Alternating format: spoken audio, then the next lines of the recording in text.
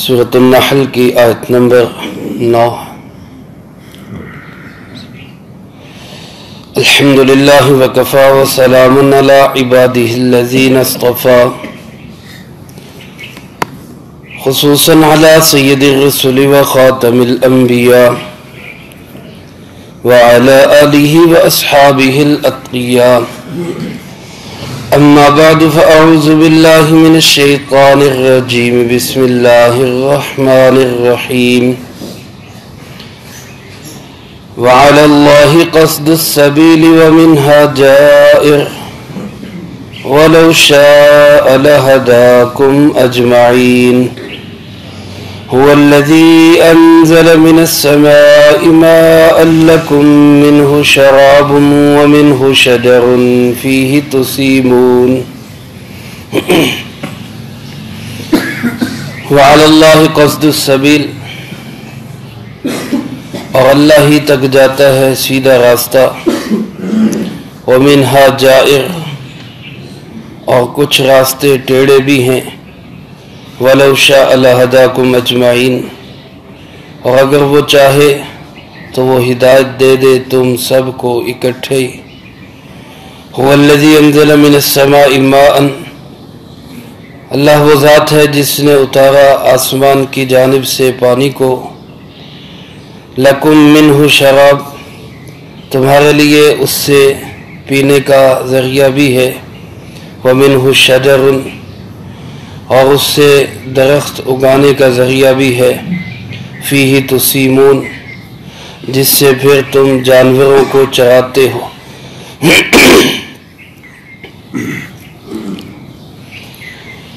اس سے پہلی آیات مبارکہ میں اللہ رب العزت نے اپنی توحید کے دلائل، قدرت کے شاہکار پیش کیے اور اپنی بہت ساری نعمتوں کا ذکر کیا، بالخصوص جانوروں کی جو نعمت ہے سواریوں کی شکل میں، دودھ اور خوراک کی شکل میں، اور اسی طرح بہت سارے منافع اللہ پاک نے اس کی طرف اشارہ کر کے ان کے انعامات کا ذکر کیا۔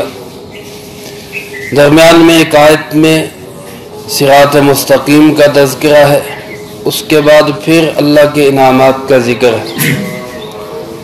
علماء فرماتے ہیں کہ یہ درمیان میں یہ جو آیت مبارکہ لائی گئی، یہ اشارہ اس طرف ہے کہ جیسے اللہ نے تم پر بہت ساری مادی نعمتیں کی ہیں، جن کا تعلق جسم کے ساتھ ہے، خوراک کے ساتھ ہے، اس ہمارے مٹی سے بنے ہوئے وجود کے ساتھ ہے، تو ایسے ہی اللہ پاک نے تم پر وہ نعمت بھی کی ہے جس کا تعلق تمہاری روح کے ساتھ ہے، اور جس کا تعلق تمہارے روحانی سفر کے ساتھ ہے، اور وہ نعمت ہے ہدایت کی نعمت۔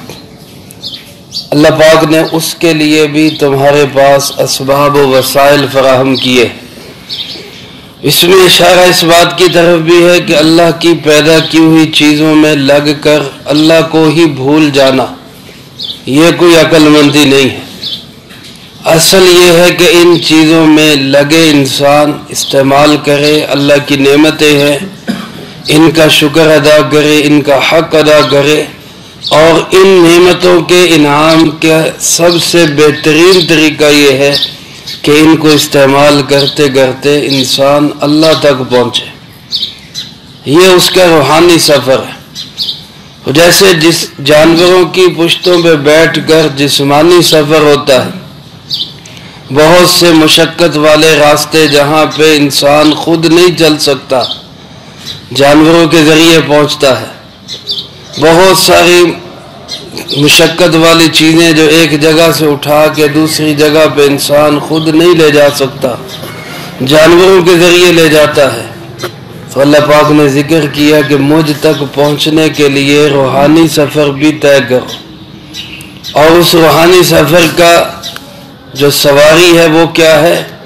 وہ ہے اللہ کی وحی کی اتباع کرنا، اللہ کے پیغام کے پیچھے پیچھے چلنا۔ اللہ کا پیغام ہمیں کس کے ذریعے سے ملے گا؟ وہ ذریعہ اور واسطہ ہے جناب محمد کریم صلی اللہ علیہ وسلم۔ جیسے کسی نے کہا نقش قدم ہے نبی کے جنت کے راستے، اللہ سے ملاتے ہیں سنت کے راستے۔ اصل انسان کی منزل یہ ہے، انسان محنت کرتا ہے، کہتے جی چاند تک چلا گیا، مریخ تک چلا گیا، آگے پتہ نہیں کہاں تک کمندے ڈال گئے، یہ ساری چیزیں بہت نیچے رہ جاتی ہیں۔ اصل انسان کا روحانی سفر یہ ہے کہ وہ نعمتیں دینے والے، ان مخلوقات کو پیدا کرنے والے رب تک پہنچے، اللہ تک پہنچے۔ تیری معراج کے تو عرش اولا تک پہنچا، اور میری معراج کے میں تیرے قدم تک پہنچا۔ ہماری معراج یہ ہے کہ ہم اللہ کے سامنے سجدہ ریز ہوتے ہیں۔ تو اللہ پاک ارشاد فرماتے وَعَلَى اللَّهِ قَصْدُ السَّبِيلِ، اللہ تک پہنچنے کے لیے ہی سیدھا راستہ ہے۔ وَمِنْهَا جَائِرٌ، اور بہت سے ٹیڑھے راستے بھی ہیں۔ یہ نہیں کہ دنیا کے اندر اللہ نے صرف صراط مستقیم پیدا کیا، بلکہ جیسے اس دنیا کے اندر اللہ نے ہر قسم کی متضاد چیزیں رکھی، یہاں مٹھاس بھی ہے، یہاں کھٹاس بھی ہے، یہاں اچھی چیزیں بھی ہیں، یہاں بری چیزیں بھی ہیں، یہاں گلاب کے پھول بھی ہیں، یہاں کانٹے بھی ہیں، یہاں خوشیاں بھی ہیں، یہاں غم بھی ہیں، اور یہاں انسان کے لیے اللہ نے دن بھی بنایا ہے، رات بھی بنائی ہے۔ اسی طرح میرے عزیز دوستو، جیسے یہ ساری متضاد چیزیں اور ان سب چیزوں کا خالق اور مالک صرف کون ہے؟ اللہ ہے۔ ایسے ہی اللہ نے روحانی اعتبار سے بھی دونوں چیزیں رکھی، ہدایت کا سامان بھی رکھا ہے، گمراہی اور ضلالت کے نقشے بھی اللہ نے رکھے۔ اب یہ انسان کی مرضی ہے وہ کون سے راستوں پہ چلتا ہے۔ فرمایا الہمہا فجورہا وتقواہا، ہم نے انسان کو فجور کا راستہ بھی بتا دیا، تقوی کا راستہ بھی بتا دیا، اور انجام بھی بتا دیا۔ قد افلح من زکاہا وقد خاب من دساہا، جس نے اپنے آپ کو بچا لیا وہ کامیاب ہو گیا۔ بچا لیا کس سے؟ خواہشات سے، اپنے نفسانی جذبات سے، من چاہی زندگی سے، اپنی ہر چاہت کو پورا کرنے والی زندگی سے، اور اللہ کی مان کے چلا وہ کامیاب ہو گیا۔ قد افلح، اور وقد خاب من دساہا، جس نے اپنے آپ کو مٹی میں رول دیا، خواہشات کے پیچھے لگ گیا اور اسی دنیا کو اصل سمجھ کے ساری صلاحیتیں اسی پہ لگا دی، اللہ فرماتے قد خوابا، یہ بڑا ہی نقصان میں چلا گیا، اس کا خسارہ ہو گیا۔ تو دونوں راستے ہمارے سامنے، فمن شاء فلیؤمن ومن شاء فلیکفر، جس کا جی چاہے ایمان لے آئے، جس کا جی چاہے وہ کفر کا راستہ اختیار کرے۔ لیکن فرمائے انا اعتدنا للظالمین نارا، یاد رکھنا ہم نے ظالموں کے لیے جہنم کی آگ تیار کر رکھی ہے۔ انجام بھی بتا دیا، راستے بھی بتا دیے۔ آپ علیہ الصلوۃ والسلام نے ارشاد فرمایا کہ اللہ پاک نے جہنم کو ڈھانپ دیا خواہشات کے ساتھ، لذات نفسانی کے ساتھ، یعنی ایک راستہ جہنم کی طرف جا رہا ہے، اس راستے میں کیا ہے؟ مزے مزے، موجے موجے، آنکھ کا استعمال مرضی سے، زبان کا استعمال مرضی سے، کانوں کا استعمال مرضی سے۔ یہ جو اپنی مرضی کا راستہ ہے، اس کا اینڈ کیا ہے؟ یہ پہنچتا کہاں پہ ہے؟ اس کی منزل کیا ہے؟ فرمایا وہ جہنم ہے۔ اور دوسرا راستہ فرمایا حفت الجنت بالمکارہ، اللہ نے جنت کو ڈھانپ دیا ناپسندیدہ چیزوں سے۔ جنت کے راستے میں کیا ہے؟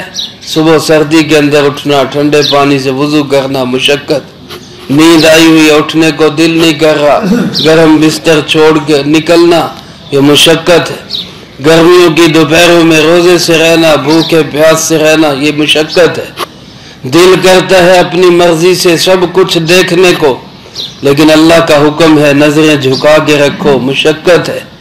یہ ساری مکارے، ناپسندیدہ چیزیں اور مشقت والے راستے، جس میں تکلیفات ہیں، پریشانیاں ہیں، نفس ٹوٹتا ہے، دل کی خواہشات پامال ہوتی ہیں، لیکن فرمایا کہ اس کا اینڈ کیا ہے، منزل کیا ہے، یہ راستہ پہنچے گا کہاں تک؟ یہ راستہ تمہیں جنت میں پہنچائے گا۔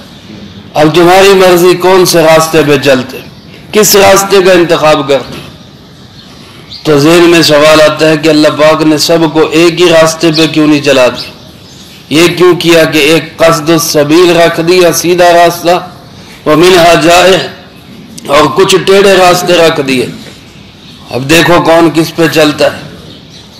تو فرمایا وَلَوْ شَاءَ، اگر وہ چاہے، لَهَدَاكُمْ، وہ سب کو ایک ہی راستے پہ چلا دے، اجمعین، اور اکٹھا چلا دے، ایک بھی انسان اللہ کا نافرمان نہ ہو۔ اللہ چاہے زبردستی منوانا چاہے تو دنیا میں ایک بھی کافر نظر نہ آئے، لیکن اللہ نے کسی پر مسلط نہیں کیا، دلائل دیے ہیں، قدرت کے شاہکار بتائے ہیں، اور اپنی قدرت کے مظاہر دکھائے ہیں۔ قرآن کریم میں اللہ پاک نے اپنی طاقت اور قوت اور اپنی صفات کو بیان کیا ہے، جناب محمد کریم صلی اللہ علیہ وسلم کی رسالت و ختم نبوت کو بیان کیا ہے، لیکن مجبور کسی کو نہیں کیا۔ اللہ چاہے تو آج ساری دنیا کے انسانوں کو آج بھی مجبور کر کے لا سکتا ہے۔ قوم بنی اسرائیل کو اللہ نے تورات منوائی تھی، اللہ پاک فرماتے اذ نتقنا الجبل فوقهم كأنه ظلة، اللہ نے پہاڑ اکھاڑ کے سر پہ ایسے مسلط کر دیا جیسے صاحبان ہو۔ اب میں بتاؤ مانتے ہو تورات کو کہ نہیں؟ تو سب نے کہا یہ بالکل مانتے۔ تو اللہ منوانا چاہے تو ایسے بھی منوا سکتا ہے، لیکن فرمایا اس کی حکمت کا تقاضا یہی ہے کہ آزاد چھوڑو، اپنی مرضی سے چلے، کس راستے کا انتخاب کرتے۔ یہی انسان کا امتحان، یہی امتحان ہے۔ سارے فرشتے وہ سارے اللہ کے راستے پہ ہی چلتے، ان میں کوئی بھی نافرمان نہیں۔ لا یعصون اللہ ما امرہم ویفعلون ما یؤمرون، ایک بھی فرشتہ اللہ کے حکم کی خلاف ورزی نہیں کرتا، اللہ کے حکموں کو بجا لانے کے لیے تیار کھڑے، ہر وقت تیار۔ وہ سارے فرشتوں کو فرما بردار کس نے بنایا؟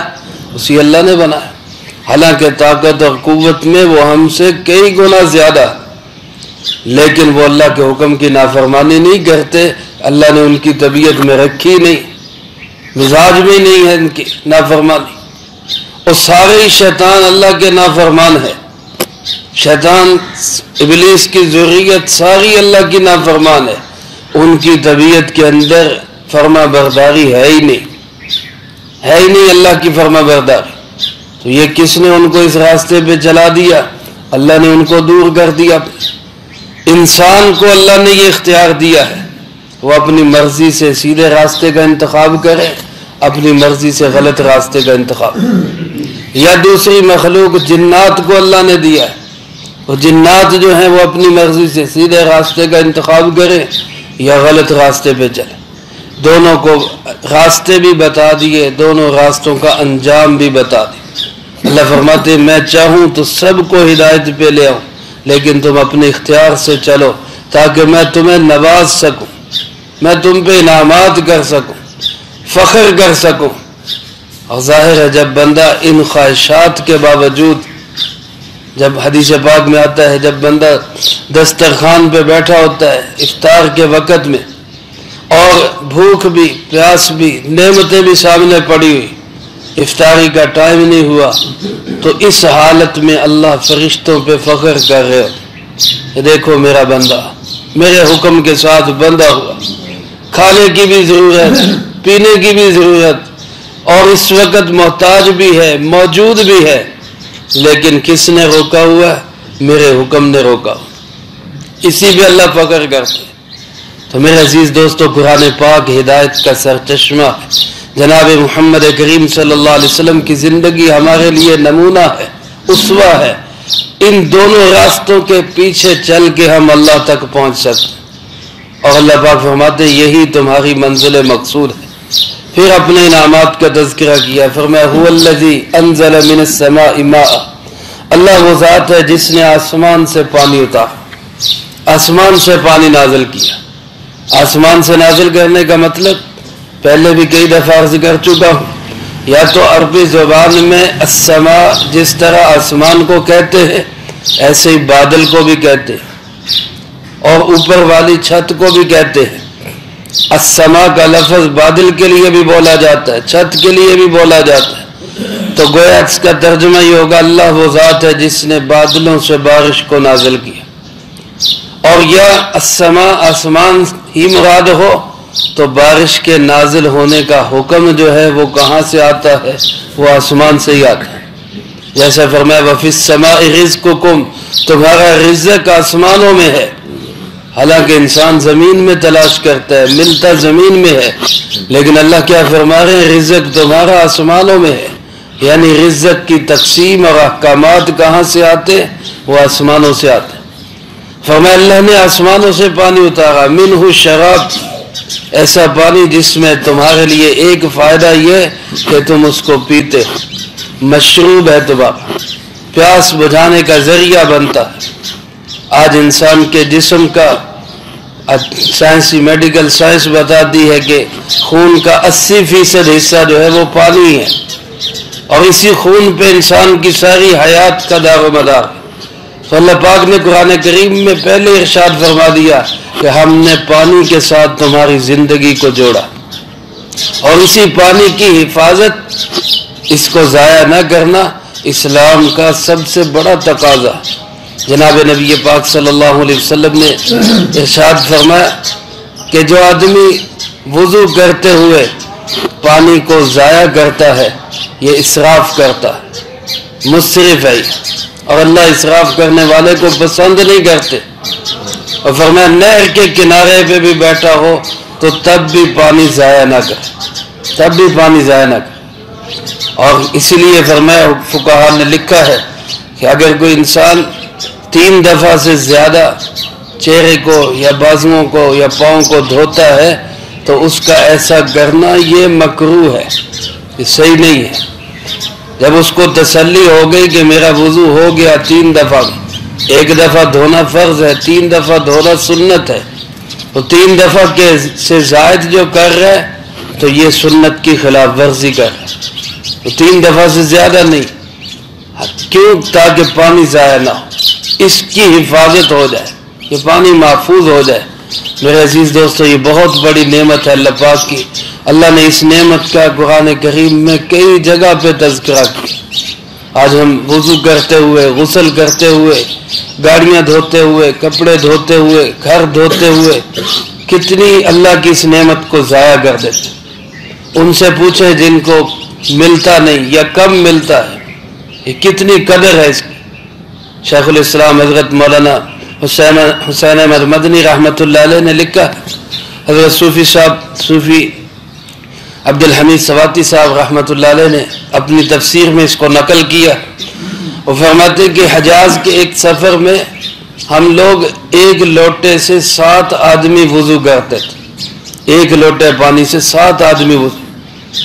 اور خود میں نے کشمیر کے اندر ہماری تشکیل ہوئی، پانی بہت کم ملتا تھا، تو صبح کے وقت 1 لوٹے سے 2 ساتھی استنجا بھی کرتے، وضو بھی کرتے، اس سے زیادہ کی اجازت نہیں تھی کہ پانی بہت دور سے لانا پڑتا تھا۔ تو جہاں نہیں ملتا وہاں پوچھیں اس کی کتنی قدر ہے۔ اس لیے ہمیں اس کی بہت زیادہ حفاظت کرنی چاہیے۔ اللہ پاک فرماتے ہیں تمہارے پینے کا بھی ذریعہ ہے، وَمِنْهُ الشَّجَرُ، اور اسی سے تمہارا سبزہ اگتا ہے۔ شجر عربی زبان میں درخت کو کہتے ہیں جو تناور درخت ہو، لیکن یہاں مراد گھاس پھوس سے لے کر سارے درخت ہیں، کیونکہ آگے اللہ پاک نے فرمایا مِن فِيهِ تُسِيمُونَ، اسی سے تم جانوروں کو چراتے ہو۔ ظاہر ہے جانور جو چرتے ہیں وہ گھاس پھوس کو چرتے ہیں، چھوٹے بوٹوں کو چرتے ہیں، بڑے درختوں کو اونٹ جیسا جانور تو چر سکتا ہے، بھیڑ بکریاں بڑے درختوں کو چرنا ان کے لیے مشکل ہے۔ تو اس لیے یہاں علماء لکھتے ہیں شجر سے مراد گھاس پھوس سے لے کر سارے درخت، سارے سبزہ ہے۔ تو یہ کس سے اگتا ہے؟ اس کا اصل سبب پانی۔ اللہ فرماتے ہیں یہ دونوں نعمتیں اللہ نے تمہیں دی، پھر انہی نعمتوں سے تعلق ہے تمہارے جانوروں کے چرنے کا، اور اس نعمت کا ذکر پہلے ہو چکا۔ تو تو گویا ایک نعمت سے دوسری نعمت جڑی ہوئی، پوری کائنات، پورا جہان اللہ کی نعمتیں، انسان ان نعمتوں کو استعمال کرے اور ان کا حق ادا کرتے ہوئے اپنے رب تک پہنچے۔ اللہ مجھے آپ کو سب کو ان انعامات کا شکر ادا کرنے کی توفیق نصیب فرمائے، اور ان انعامات کو استعمال کرتے ہوئے اللہ اپنی ذات تک پہنچنے کی توفیق نصیب فرمائے۔ اللہم لک الحمد کما ینبغی لجلال وجہک وعظیم سلطانک، اللہم لا احصی ثناء علیک انت کما اثنیت علی نفسک، اللہم لک الحمد کما انت اہل، صلی علی محمد کما انت اہل، وافعل بنا ما انت اہل، فإنك أهل التقوى وأهل المغفرة. اللهم ربنا ظلمنا أنفسنا وإن لم تغفر لنا وترحمنا لنكونن من الخاسرين. اللهم ربنا آتنا في الدنيا حسنة وفي الآخرة حسنة وقنا عذاب النار. اللهم ربنا هب لنا من أزواجنا وذرياتنا قرة أعين واجعلنا للمتقين إماما. ربنا تقبل منا إنك أنت السميع العليم وتب علينا إنك أنت التواب الرحيم. صلى الله على النبي الكريم وعلى آله وأصحابه أجمعين برحمتك يا أرحم.